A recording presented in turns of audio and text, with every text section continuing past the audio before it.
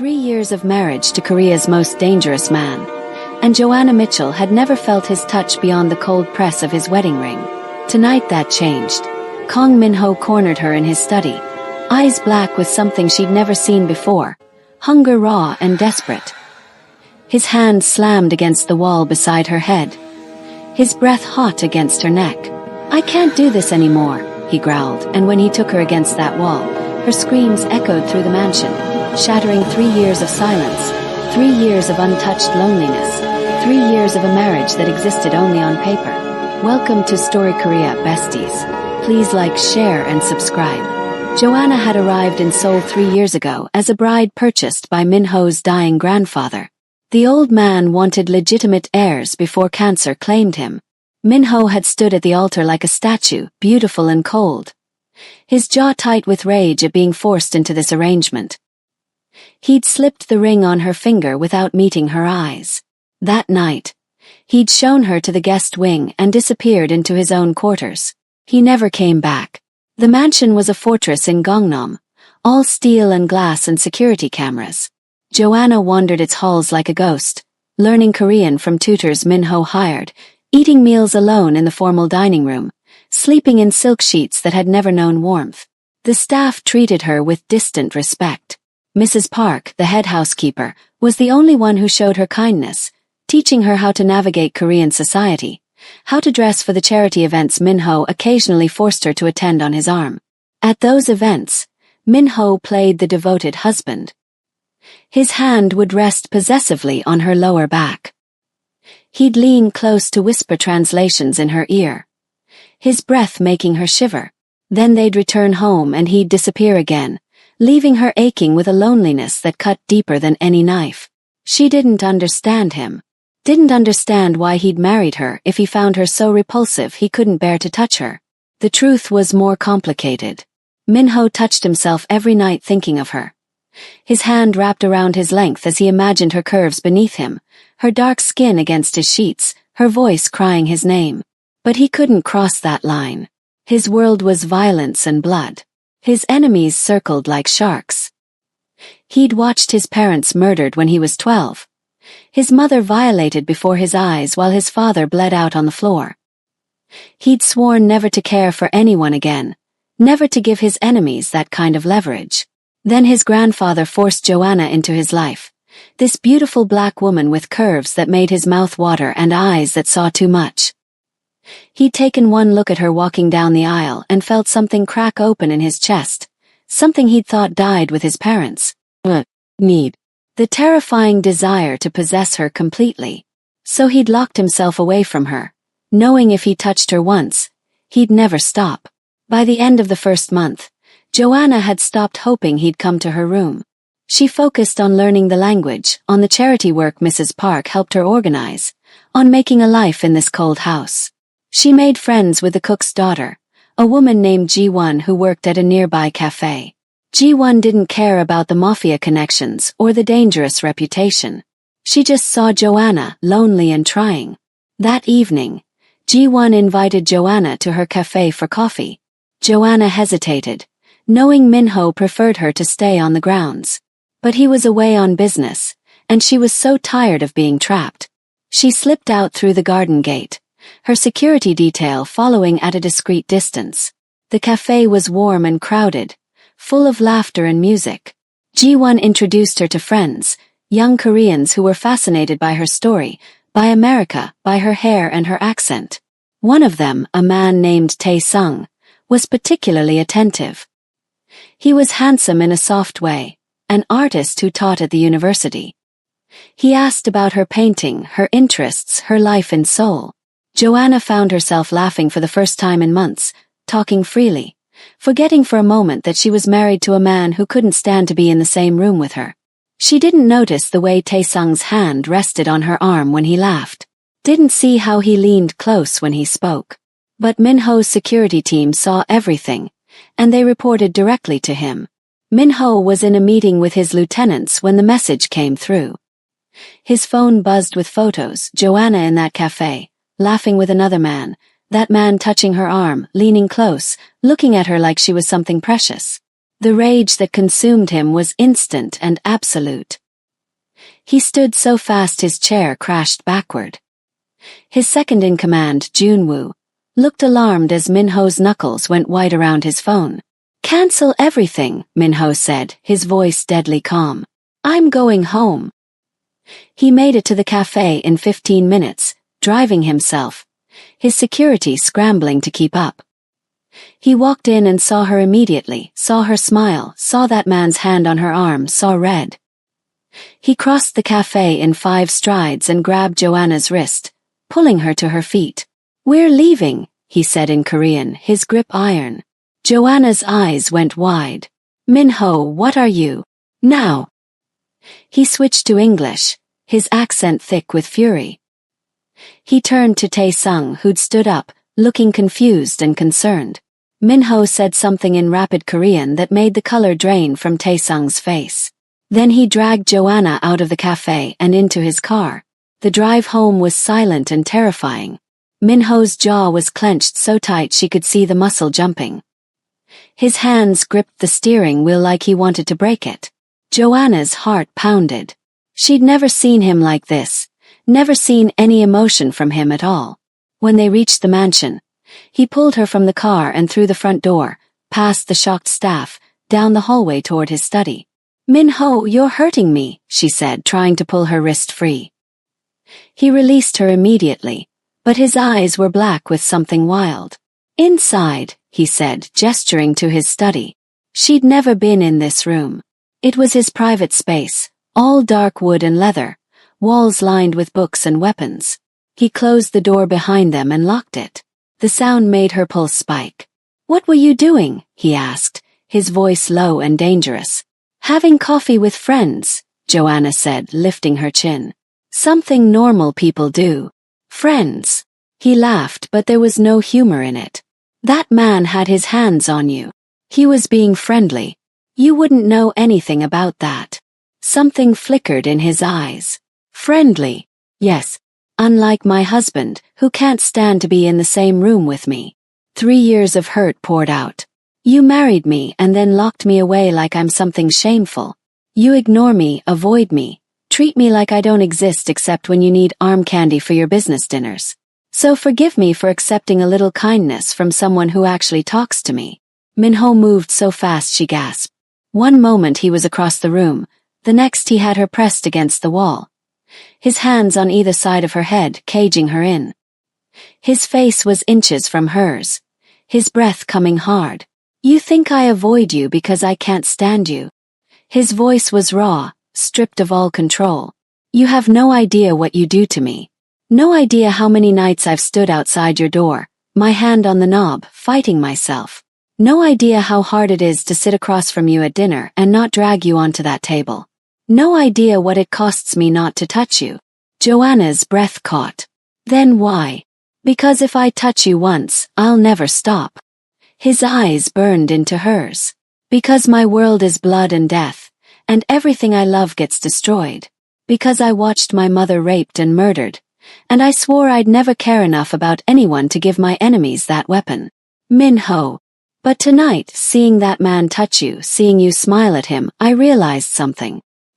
His hand came up to cup her face, his thumb tracing her bottom lip. "I'm already too far gone. You're already the weapon they can use against me. And I can't stay away anymore." His mouth crashed onto hers, hungry and desperate. Joanna made a sound of surprise that became a moan as his tongue swept into her mouth. His hands were in her hair, tilting her head back, taking everything. She'd never been kissed like this, like she was air and he was drowning. Her hands fisted in his shirt, pulling him closer. He lifted her like she weighed nothing, her legs wrapping around his waist as he carried her to his desk. Papers scattered as he set her on the edge, his body pressing between her thighs. His mouth moved to her neck, teeth scraping her pulse point, and she cried out. 3 years of untouched longing exploded between them. His hands found the zipper of her dress, sliding it down. She fumbled with the buttons of his shirt, needing to feel his skin. "Tell me to stop," he growled against her throat. "Tell me you don't want this." "Don't stop," she gasped. Please don't stop. He groaned and captured her mouth again, his hands mapping her curves, learning her body like he'd dreamed of for 3 years. When he finally took her on that desk, papers and pens crashing to the floor, her screams echoed through the mansion, announcing to everyone that their marriage had finally become real. Later, much later, Joanna woke in Minho's bed, her body deliciously sore. Dawn light filtered through the curtains. Minho was already awake, propped on one elbow, watching her with an intensity that made her shiver. His fingers traced patterns on her bare shoulder. I should have told you, he said quietly, why I stayed away. I should have explained instead of making you feel unwanted. Why didn't you? Because admitting I wanted you meant admitting I cared. And caring makes you vulnerable in my world. His jaw tightened. My enemies are always looking for weaknesses. If they know about you, really know what you mean to me, they'll use you against me. So what changed? Seeing you with him, realizing you might leave me, might find someone who could give you a normal life. His eyes met hers. I'm too selfish to let you go, even if it puts you in danger. Joanna's heart ached at the vulnerability in his voice. I don't want normal. I want you. All of you, including the dangerous parts. Something softened in his expression. He kissed her, slow and sweet, so different from the desperation of last night. Then you'll have me. But Joanna, you need to understand what that means. My world is violent. People die. I have enemies who would love to hurt me through you. Can you really handle that? I've been living in your world for 3 years. I'm stronger than you think. He smiled, the first real smile she'd ever seen from him. It transformed his face, making him look younger, less burdened. I'm learning that. He pulled her closer. No more separate rooms.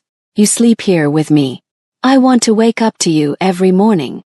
Possessive already. You have no idea.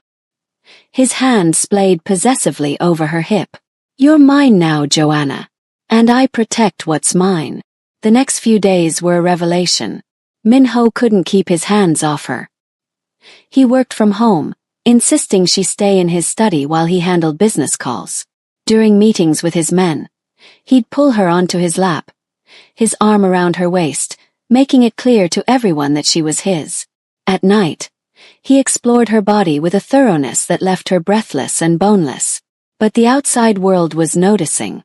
A week after that night in his study, Mrs. Park came to Joanna with concern in her eyes. There's talk, she said carefully, among the other families, about how devoted Minho has become to you. Some see it as weakness. Who? Joanna asked. Mrs. Park hesitated. Lee Sangwoo. He controls the docks. He's been rivals with Minho for years, waiting for an opening to strike. He's spreading rumors that Minho has gone soft, that his foreign wife has made him weak. That evening, Joanna told Minho what Mrs. Park had said. His expression went cold. Sangwoo has been a problem for a long time, he said. I've tolerated him because open war would be costly. But if he's threatening you, even indirectly, that tolerance ends. What will you do? What I should have done years ago. Eliminate the threat. He cupped her face. Don't worry about this. It's my world, my problem. You just stay safe. But Joanna couldn't shake the worry. That night, she lay awake while Minho slept beside her, his arm heavy across her waist. She'd finally found happiness with him, finally understood his complicated heart. She refused to let some rival destroy what they'd built. The following morning, Minho left early for a meeting with his lieutenants. Joanna decided to visit Jiwon at the cafe, needing friendly conversation to ease her anxiety. She took her security detail, knowing Minho would be furious if she went alone. At the cafe, Jiwon immediately noticed something different about her. You're glowing, Jiwon said with a knowing smile. Things with your husband finally improved. Joanna felt heat rise to her cheeks. You could say that. They talked for an hour, laughing over coffee, and Joanna felt some of her tension ease. But as she left the cafe, she noticed a black car following her security vehicle. Her guard noticed it too, his hand moving to his weapon. The car suddenly accelerated, cutting them off. Men poured out, armed and moving fast. Everything happened so quickly. Gunshots. Her guard pushing her down, shouting into his radio. Someone grabbed her, dragging her toward the black car. She fought, screaming, but a cloth pressed over her mouth and nose, chemical sweet and overwhelming. The world went dark. She woke in a cold room, concrete walls, single light bulb swaying overhead. Her head pounded. Her hands were zip-tied to a metal chair. Panic surged through her. A door opened and a man walked in, middle-aged, expensive suit, cold eyes. Lee Sang-woo. "Mrs. Kong," he said pleasantly. "I apologize for the rough treatment. But your husband has something I want, and you're going to help me get it." "He'll kill you for this," Joanna said, her voice steadier than she felt. Kung laughed. "I'm counting on him trying. I have 30 men around this building. When he comes for you, and he will come, I'll kill him. Then I'll take everything he's built. His territory, his operations, his beautiful wife." His hand touched her face and she jerked away. "You have good taste, I'll admit." Minho's phone rang during the meeting. Junwoo's voice was tight with panic. "She's gone. They ambushed the security team. 3 men dead. They took her." The world stopped. Minho's vision went red. "Who?" "Lee Sang-woo. We tracked the vehicle to one of his warehouses in Incheon." Minho stood. Around the table. His lieutenants watched him with wary eyes. They'd never seen their boss lose control, but they were seeing it now. His hands shook with rage. "Gather everyone," Minho said, his voice deadly calm. "Every man we have. Full weapons. We're going to war." "Minho," Junwoo said carefully. "If we attack with full force, the police will get involved. Other families will take sides. This could start something that destroys us all." "I don't care." Minho's eyes were black with fury. "He took her. He touched what's mine. I'll burn this entire city to get her back." His second-in-command nodded. Within an hour, 50 armed men assembled at the mansion. Minho strapped weapons to his body. His face a mask of cold determination. Mrs. Park tried to speak to him, concern in her eyes, but he walked past her without a word. Nothing mattered except getting Joanna back. The warehouse was in an industrial area, all concrete and rust. Minho's men surrounded it, taking positions.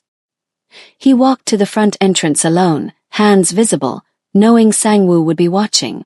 "I'm here," he called out in Korean. "You wanted me, you have me. Send her out and we'll settle this man to man." Sang-woo's voice echoed from a speaker. "I don't think so. Come inside. Alone. Unarmed.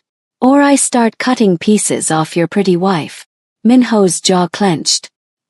He stripped off his jacket, his guns, his knives, dropping them on the ground. Then he walked inside.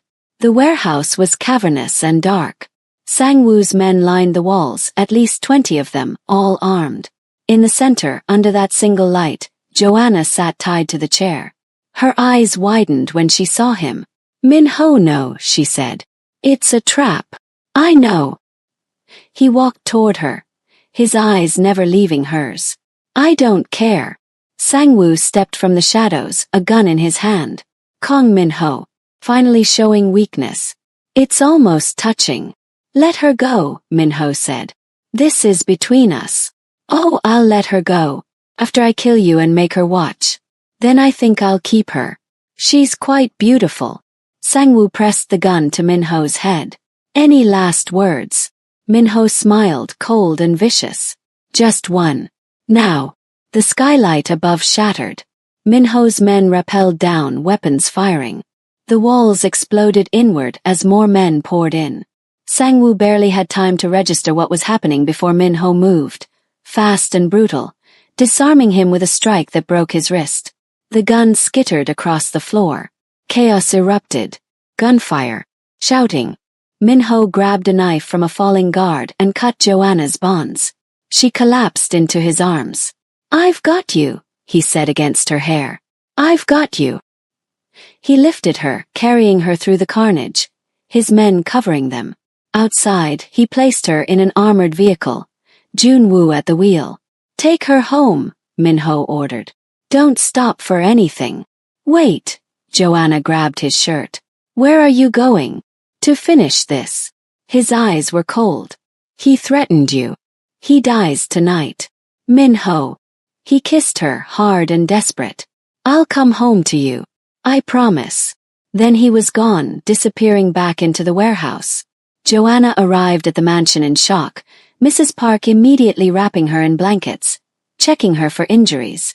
The housekeeper's face was tight with worry. He'll be all right, Mrs. Park said, though she didn't sound convinced. He's survived worse. But Joanna couldn't settle. She paced the living room, jumping at every sound. Hours crawled by. Dawn approached. No word. She was contemplating calling the police, consequences be damned, when she heard vehicles outside. She ran to the door. Minho walked in, covered in blood, his face exhausted. But he was alive.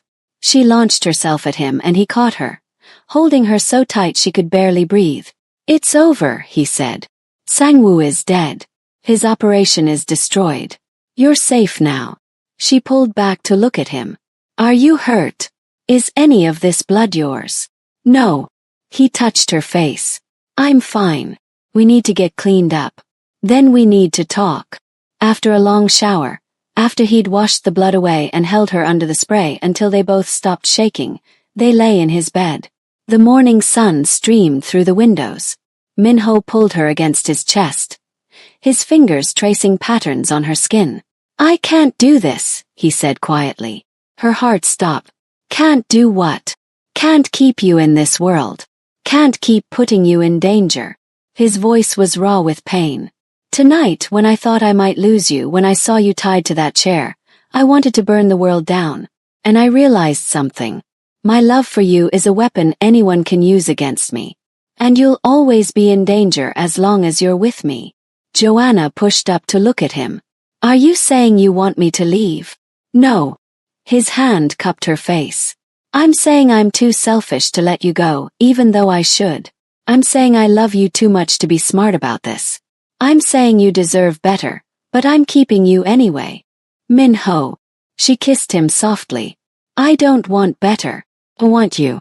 Dangerous world and all. Yes, tonight was terrifying. Yes, I was scared. But I'd rather face danger with you than be safe without you. Do you understand that? I'm trying to. Then let me make it clear. She straddled him, her hands on his chest. I love you.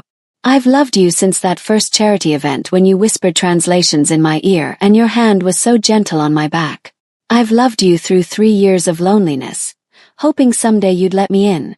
And now that I finally have you, really have you, you think I'm going to run because things got scary. I'm not going anywhere. His hands gripped her hips. You're too brave for your own good. Or maybe I just know what I want. Minho. I want you. All of you. The dangerous parts, the protective parts, the jealous possessive parts. I want this life even with the risks. Because a life without you isn't worth living safely. He pulled her down, kissing her with a desperation that spoke of fear and relief and overwhelming love. Then I'm keeping you, he said against her lips. Forever. You're mine, Joanna. Say it. I'm yours. Forever. That afternoon, Minho gathered his lieutenants for a meeting. Joanna sat beside him, his hand possessively on her thigh. He announced that Sang-woo's territory was now theirs, that any other rival who threatened his wife would meet the same fate. Then he looked at Joanna with something soft in his eyes. There's one more thing, he said. Joanna and I were married by my grandfather's arrangement. We never chose each other. I want to do this right. I want to marry her again, properly, with both our families present. A real wedding, not a business transaction. The room erupted in approval. Junwoo clapped Minho on the shoulder, grinning. Mrs. Park actually teared up. And Joanna felt her heart overflow with love for this complicated, dangerous, beautiful man who was trying so hard to give her the romance she deserved. The wedding took place 6 weeks later. Joanna's family flew in from America, her mother crying the entire ceremony. Her father surprisingly approving of Minho after a long conversation about intentions and protection. The ceremony blended Korean and American traditions, held in the mansion's gardens, hundreds of guests from both worlds attending. But the moment that mattered most was when Minho slipped a new ring on her finger, his eyes holding hers, and said in perfect English, "I choose you, Joanna. Not because I have to.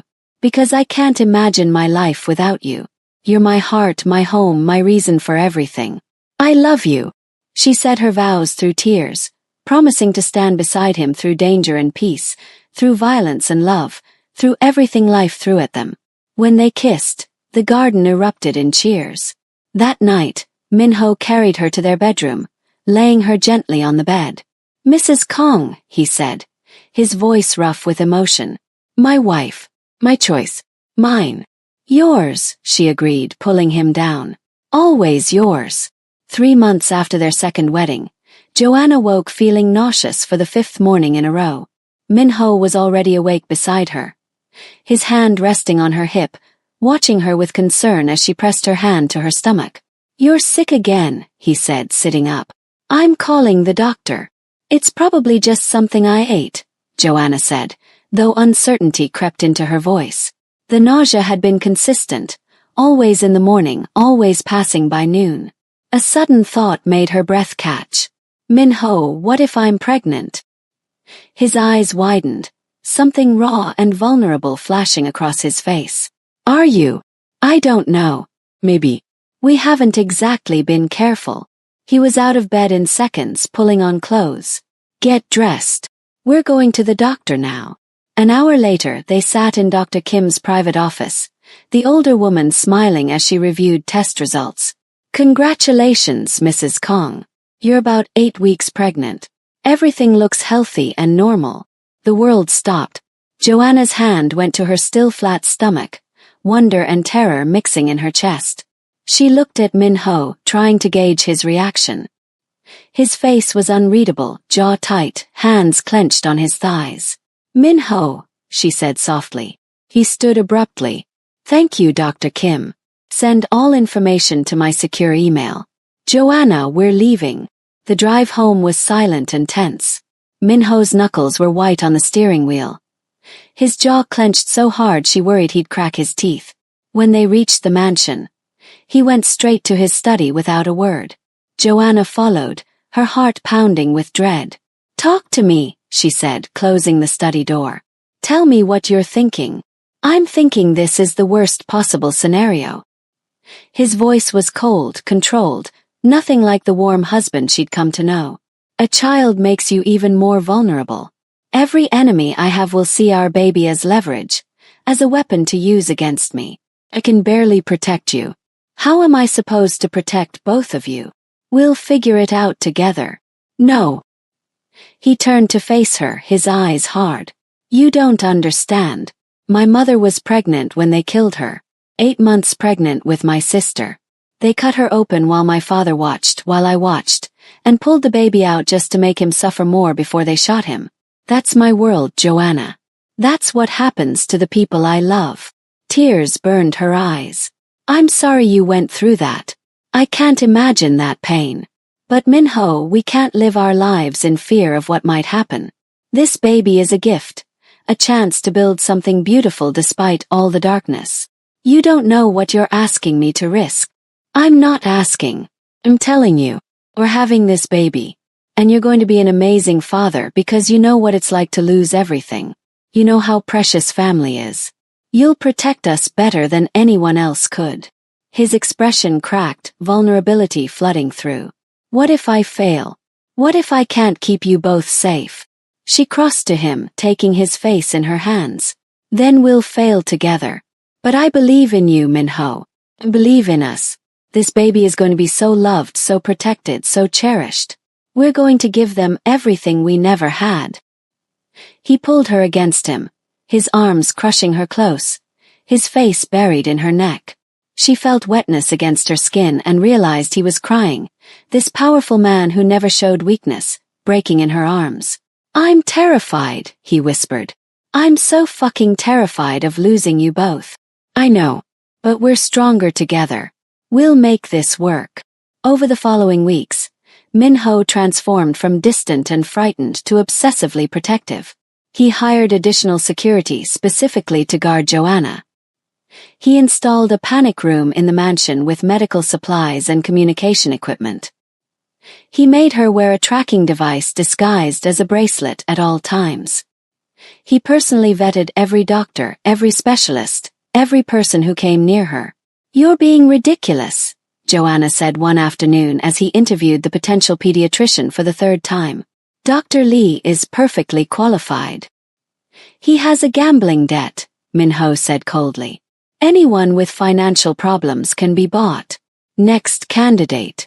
Joanna sighed but understood. This was how Min-ho showed love, through vigilance and protection. She'd learned to accept his intensity, even find comfort in it. By the 4th month, her pregnancy was showing. Min-ho couldn't keep his hands off her growing belly, constantly touching her, talking to their baby in Korean. At night, he'd rest his head on her stomach, whispering promises about protection and love and all the things they'd do together. "We need to choose names," Joanna said one evening as they lay in bed. "If it's a girl, I was thinking about honoring your mother." "What was her name?" Min-ho went still. "Sujin." "But Joanna, I don't know if I can." She would want her grandchild to carry her name, to know she was remembered with love, not just tragedy. His hand spread protectively over her belly. "And if it's a boy? I thought maybe we could blend our cultures." "James Min-woo." "James is my father's name."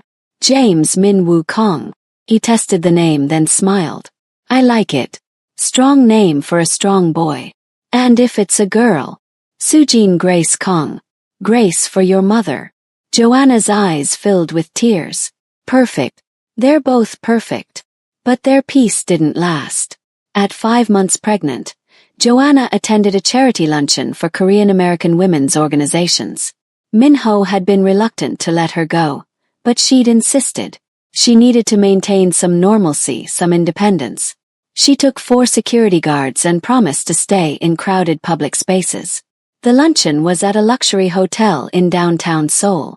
Joanna mingled with other wives, discussing the charity projects Mrs. Park had helped her establish. She was laughing with a group of women when she noticed a familiar face across the room. Her blood went cold. It was Tae-sung, the artist from the cafe. The one Min-ho had threatened 3 months ago. He shouldn't be here. This was a women's event. But there he was, dressed as catering staff. His eyes locked on her with an intensity that made her skin crawl. She immediately signaled her head guard, a man named Dong-woo. He followed her gaze and his expression darkened. He spoke urgently into his radio while moving toward Joanna, but Tae-sung moved faster. He crossed the ballroom in seconds, pulling something from his pocket. "Syringe." Dong-woo shouted, drawing his weapon, but there were too many civilians. Tae-sung grabbed Joanna, the needle pressed to her throat. "Nobody move," he said in Korean, his voice shaking with adrenaline. "I'll inject her. It'll kill the baby instantly. Stay back." The room erupted in screams. Women scrambled away. Dong-woo and the other guards formed a perimeter, weapons drawn but unable to shoot with Joanna in the line of fire. "Tae-sung," Joanna said carefully in Korean, her language skills enough to communicate. "What are you doing? Why are you doing this?" "Because your husband destroyed my life," he spat. "After that night at the cafe, he came to my apartment. He broke my hands, both of them, so I could never paint again. He said if I ever looked at you again, he'd kill me. I lost everything because I showed you kindness." Guilt flooded through her. "I didn't know. Sorry. But this won't fix anything. Hurting me and my baby won't give you your life back." "No. But it'll hurt him. He took what I loved. I'll take what he loves." Dongwoo was speaking urgently into his radio, undoubtedly calling Min-ho. Joanna's mind raced. She needed to keep Tae-sung talking, needed to buy time. "You're right," she said. "He hurt you. He went too far. But I'm not him. This baby isn't him. We're innocent in whatever happened between you two. Please, Tae-sung. Don't punish us for his sins." Tae-sung's hand shook. The syringe wavered. "He needs to pay. He will. But not like this. Not by creating more victims." For a moment, she thought she'd reached him. His grip loosened slightly. Then the ballroom doors burst open and Minho stormed in. His face a mask of cold fury. He'd made it here impossibly fast, must have been close by, probably following her despite promising to give her space. Taesung panicked. The syringe pressed harder against her throat. Stay back or she dies. Minho froze. His eyes locked on that needle so close to Joanna's skin.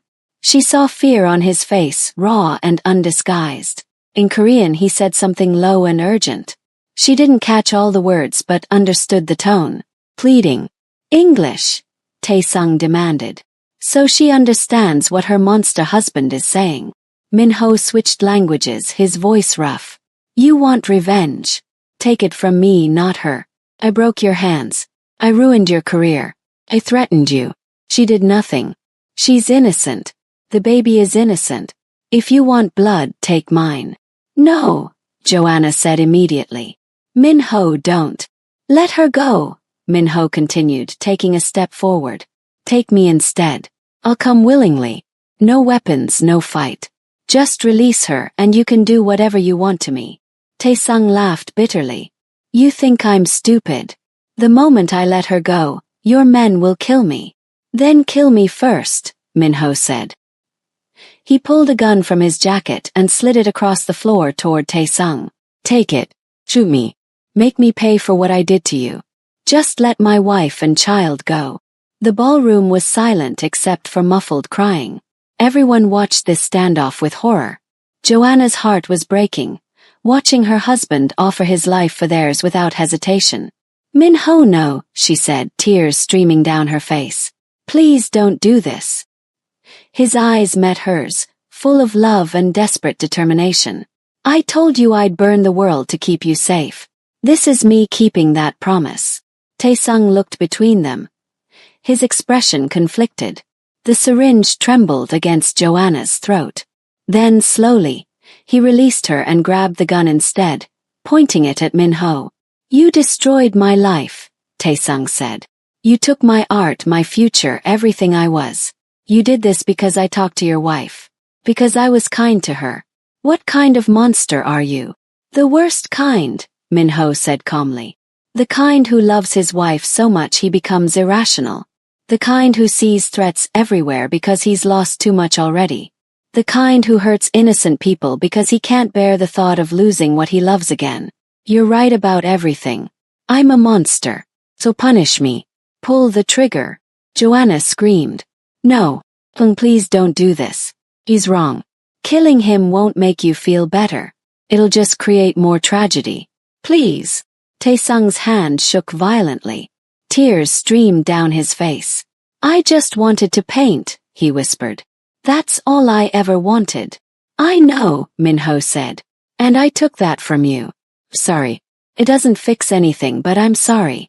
You didn't deserve what I did to you. The apology seemed to break something in Taesung. The gun lowered slightly. Dongwoo used that moment to move, fast and efficient, disarming Taesung and taking him down with minimal force. Other guards swarmed in, securing the scene. Minho ran to Joanna, his hands frantically checking her for injuries. Did he hurt you? Did the needle break skin? The baby. We're fine, she sobbed. We're both fine. But Minho, you could have died. You were going to let him shoot you. Without hesitation, he said fiercely. Always. Every time. Your life and our baby's life are worth more than mine. Don't ever doubt that. She collapsed into him, shaking with reaction. He held her while police swarmed the hotel, while statements were taken, while Taesung was led away in handcuffs, still crying about his broken hands. Later, at the hospital where Dr. Kim checked both Joanna and the baby to confirm no harm was done, Minho sat with his head in his hands, guilt etched into every line of his face. He was right about me, Minho said quietly. I am a monster. I destroyed his life over nothing. Over jealousy and possessiveness. And today it almost got you and our baby killed. Minho. No. Listen to me. I need to be better. I need to control this rage, this jealousy. I can't keep hurting innocent people because I'm terrified of losing you. Our child deserves a father who's better than that. Joanna took his hand. Then be better. Not by shutting me out or pushing me away, but by working on it. Get therapy. Learn to manage the fear. But don't blame yourself for everything. Taesung made his choice today. You offered him your life and he chose not to take it. That means something. I broke his hands, Joanna. I tortured a man for talking to my wife. I know. And that was wrong. But you acknowledged it. You apologized. You offered restitution. That's growth. That's change. Keep growing. Keep changing. For me. For our baby. He pulled her close, his hand on her belly where their child grew. I'll try. God, I'll try so hard to be the man you both deserve. 2 weeks later, Min-ho announced major changes to his organization. He was stepping back from the violent side of operations, delegating enforcement to his lieutenants while he focused on legitimizing their businesses. He established a fund for people harmed by his organization's activities, starting with a substantial payment to Taesung for the destruction of his art career. You're really doing this, Junwoo said, impressed. Going legitimate. I have a child coming, Min-ho said. I want them to be proud of their father, not ashamed. I want to build something they can inherit without blood on it. The transformation wasn't easy. Old habits died hard. Min-ho still struggled with jealousy when other men looked at Joanna. Still had to fight the urge to solve problems with violence. But he was trying, going to therapy twice a week, learning healthy coping mechanisms, working to break cycles of trauma that had defined his life. Joanna watched him struggle and grow, falling more in love with him every day. This man who was trying so hard to be better, to build a safe world for their family, showed more courage than any amount of violence ever could. At 7 months pregnant, Joanna woke in the middle of the night to find Min-ho's side of the bed empty. She found him in the nursery they'd been preparing, sitting in the rocking chair, holding a tiny onesie in his hands. He looked up as she entered, tears on his face. I'm terrified, he admitted. In 2 months, we'll have a tiny human who depends on us completely. What if I fail them? What if I can't protect them? What if I'm a terrible father?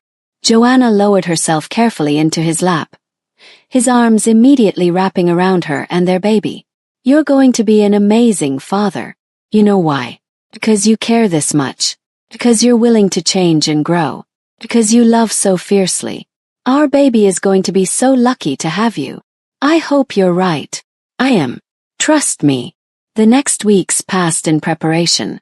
They finished the nursery, all soft yellows and grays with touches of both Korean and American culture. Min-ho installed state-of-the-art security, including bulletproof windows and a safe room connected directly to the nursery. Mrs. Park helped Joanna prepare traditional Korean postpartum foods and protocols. Joanna's mother arrived from America, ready to help with the baby. At 38 weeks, Joanna went into labor during dinner. Min-ho went white with panic, fumbling with car keys, forgetting the hospital bag, nearly tripping over his own feet. Junwoo had to physically push him into the car and remind him to breathe. I can't do this, Min-ho said in the hospital waiting room while Joanna was being examined. I can't watch her in pain. I can't handle if something goes wrong. You can and you will, Mrs. Park said firmly. She needs you in there being strong for her. So pull yourself together and be the man she deserves. Min-ho entered the delivery room to find Joanna already in active labor, her face tight with pain. He took her hand and she squeezed so hard he thought bones might break. He didn't care. I'm here, he said. I've got you. You're doing amazing. I'm dying, she gasped. I'm definitely dying. You're not dying. You're bringing our baby into the world. You're the strongest person I know. 14 hours later, at 6:47 in the morning, Sujin Grace Kong entered the world screaming. The doctor placed the tiny, perfect baby girl on Joanna's chest and they both cried, overwhelmed with love and relief and wonder. Min-ho stood frozen, staring at his daughter. She was so small, so fragile, with a full head of black hair and her mother's nose. When she opened her eyes, they were dark like his. He reached out with a shaking hand to touch her tiny fingers, and she gripped his finger with surprising strength. She's perfect, he whispered. She's absolutely perfect. Do you want to hold her? Joanna asked. He looked terrified but nodded. The nurse showed him how to support her head, how to cradle her against his chest. The moment he held her, something fundamental shifted in his universe. This tiny person was his. His to protect, his to love, his responsibility and his joy. Hello, Sujin, he said softly in Korean. I'm your appa. I'm going to spend every day of my life making sure you're safe and loved and happy. I'm going to teach you to be strong and kind. I'm going to protect you from everything dark in this world. And I'm going to love you more than I thought it was possible to love anyone. The baby yawned, completely unimpressed by his emotional declaration. Joanna laughed through happy tears. She's going to have you wrapped around her little finger, she said. Already does, Minho admitted. He looked at Joanna with overwhelming love. Thank you. Thank you for giving me this. For giving me a family. For loving me despite everything I am. For believing I could change. Thank you for changing. For being brave enough to grow. For loving us enough to become better. They stayed like that for hours, the three of them in their own little world, beginning the next chapter of their complicated, beautiful, hard-won life together. 6 months passed in a blur of sleepless nights and perfect moments. Sujin was a demanding baby, wanting to be held constantly, crying whenever Minho left the room. He was utterly besotted, canceling meetings to stay home with her, carrying her everywhere, talking to her constantly in Korean about everything and nothing. You've created a monster, Junwoo teased, watching Minho feed Sujin while simultaneously reviewing contracts. The most feared man in Seoul, brought to his knees by a 6-month-old. Best thing that ever happened to me, Minho said without shame. Besides her mother. Joanna watched him with their daughter and fell in love all over again. This man who had been so broken, so afraid to love, was now the most devoted father she'd ever seen. He changed diapers without complaint, walked the floors at night singing Korean lullabies, baby-proofed the entire mansion with obsessive thoroughness. But there were still threats.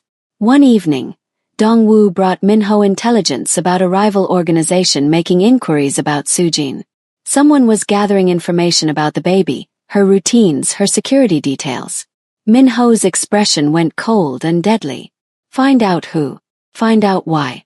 And make it clear that my daughter is completely off limits.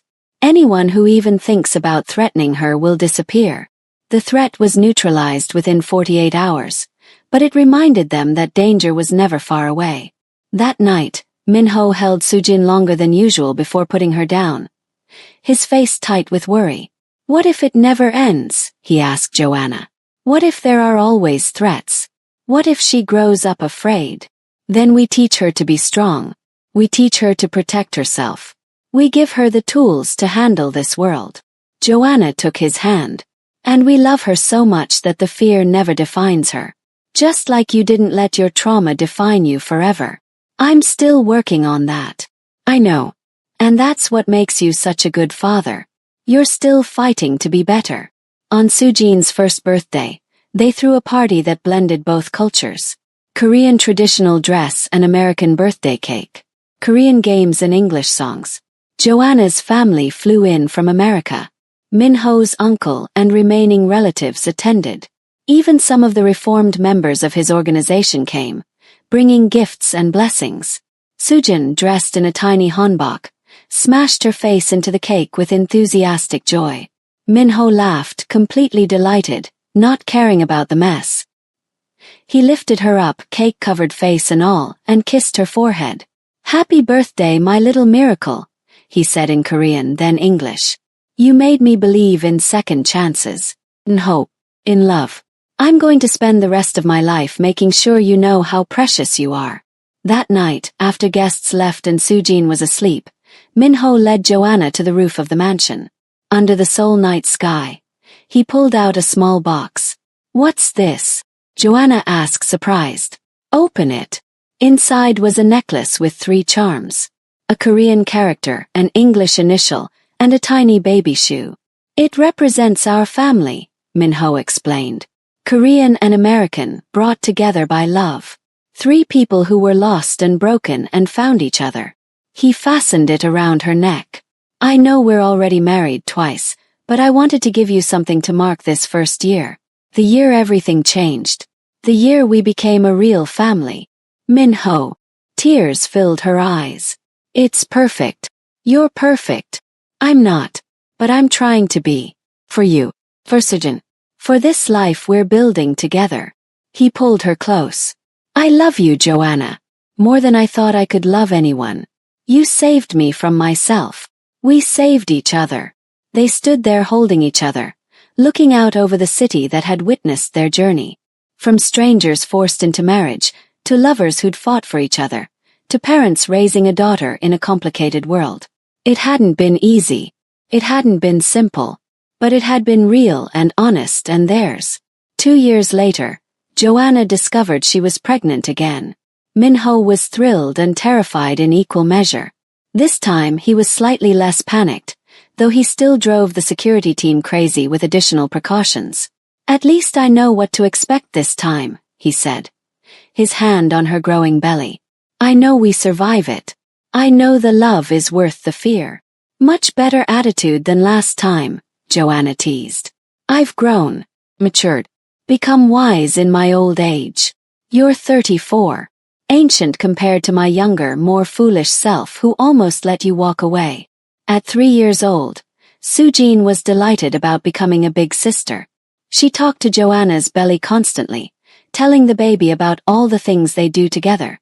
Min-ho watched his daughter with infinite tenderness, amazed every day that he'd been given this life. James Min-woo Kong arrived on a snowy January evening, calm and peaceful where his sister had been demanding and loud. Min-ho held his son and felt his heart expand again, making room for more love than he'd thought possible. We did it, he said to Joanna as they lay in the hospital room, Sujin asleep in a chair and baby James in his arms. We built a family. A real, beautiful, complicated, perfect family. Yes, we did. Against all odds. Do you ever regret it? The danger, the complications, everything you've had to handle being married to me. Never. She touched his face. You're my choice, Min-ho. Every day, every moment. Choose you. I choose this life. I choose us. 5 years after that night in the study, Min-ho and Joanna stood in their home surrounded by family. Sujin was teaching James Korean songs. Joanna's parents were visiting from America. Mrs. Park was preparing a feast. Jun Woo and other reformed members of the organization stopped by with gifts for the children. Min-ho pulled Joanna into his study, the same room where everything had changed between them. He closed the door and kissed her slow and deep. I was thinking, he said, about that night, about how afraid I was to touch you, about how I thought loving you would destroy me. And I was right. It did destroy me. The old me, the broken, violent, afraid version. You destroyed him completely. He smiled. And rebuilt me into someone better. Someone who deserves this life. Someone who can love without fear consuming him. You did that yourself. I just believed in you. You gave me a reason to believe in myself. His hand cupped her face. Thank you, Joanna. For everything. For staying. For fighting. For loving me when I didn't deserve it. For giving me this family. For making me want to be better. Thank you for letting me in. For trusting me with your heart. For being brave enough to change. She kissed him softly. I love you, Min-ho. Today, tomorrow, always. I love you more. They stood there in the study where it all began. Two people who'd been forced together by circumstance and chosen each other through love. The journey hadn't been easy. The darkness hadn't disappeared completely. But they'd built something beautiful despite it all. Family. Life. A love story that proved even the most broken people could find healing in each other's arms. 3 years of silence had led to forever of love. And Joanna wouldn't change a single moment of it. Outside the study, Sujin's laughter echoed through the mansion. James started crying, wanting attention. Mrs. Park called that dinner was ready. Their complicated, chaotic, perfect life waited for them. Min-ho took Joanna's hand, threading their fingers together. Ready to face our beautiful disaster of a family. Always, she said. As long as I'm facing it with you. They opened the door and stepped into their future together. Two people who'd found forever in the most unexpected way. And in that mansion in Gangnam, surrounded by love and laughter and the family they'd built from broken pieces, they finally understood what it meant to be truly home.